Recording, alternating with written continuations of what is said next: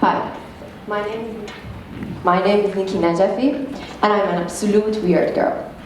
So let me give you a reason why I say this. It happens a lot that I attend different gatherings and meetings where we all sit around the table and everyone starts to speak about different concepts like economic, medicine, and society. And then suddenly someone asks me a question, like, what's your idea? But instead of answering, I'll be staring at a front wall in a stupid way, probably thinking, what would happen if I was a CIA agent? Or how would I look if I was an African? Perhaps they would think, oh, what a caring girl, she's lost in her own thoughts, but they don't know that I was lost in my own la la land. In fact, imagination plays a great role in my life. Even my parents always encourage me to write them down if I have time. But as the time passed, I discovered that not everyone thinks like us. Even there are some people who think imagination is completely useless. So I decided to do some researches to find out what's the truth. We are able to create new and incredible images as the brain takes familiar pieces and assembles them together.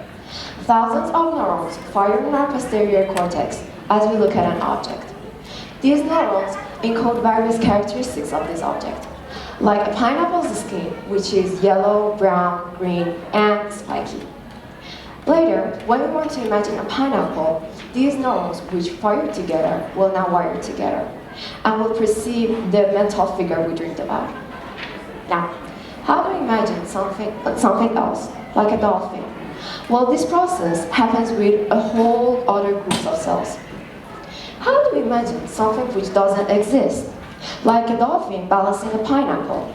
Well, this coordination is done by the prefrontal cortex. The two neuronal ensembles of the pineapple and the dolphin will fire at the same time and will perceive them as one image. The prefrontal cortex is the cortex which is involved in all complex functions of our minds. The prefrontal cortex neurons are connected to the posterior cortex neurons by long spindly cells, which are called neural fibers. By sending out electrical pulses, we'll perceive the image we dreamed about. Now, do you know how many cells are involved in this process?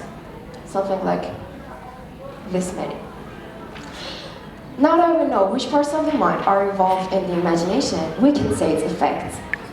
First of all, Christopher Berger, a neurologist and author, says we often think what we imagine is completely useless.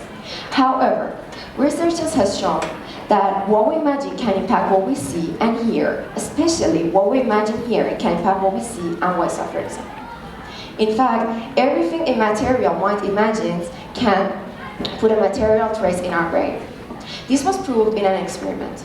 Two groups of people who had no experience of playing piano were given a sequence of notes. The physical group had to play this sequence for 2 hours a day, but the second group, the mental group, had to sit in front of the piano, imagine both hearing and playing those notes for 2 hours a day. After 5 days, however, the improvement level of the physical group was more than the mental group. But after only 2 hours playing the piano session, the improvement levels became equal. The brain scans of those people shows us that many parts of the brain which are involved in imagination are involved in action. This is why they say visualizing can improve performance. Another experiment shows us that imagination is a neurological reality. For the experiment, 96 healthy participants were told to imagine a threatening sound in their mind and repeat it. Their brain activity was then measured by fMRI, and interestingly, the parts responsible for hearing, risk and aversion, and fear were all lightening up, which shows us they were all actually working. Now, what about the torrential effects? Well, imagination won't make any disorders in the mind, but it can be used in any ways that you like. We've all seen good lawyers, no? They can imagine different ways that something can happen. They can imagine things that are far from reality at the same time so near it. The most important characteristic of imagination. What about people who are suffering from anxiety? They can imagine those ways something can happen that are completely impossible. Like I remember me myself, every time I wanted to travel by plane, I would think of crashing, dying, hijacking, losing something, and God knows many other nightmares.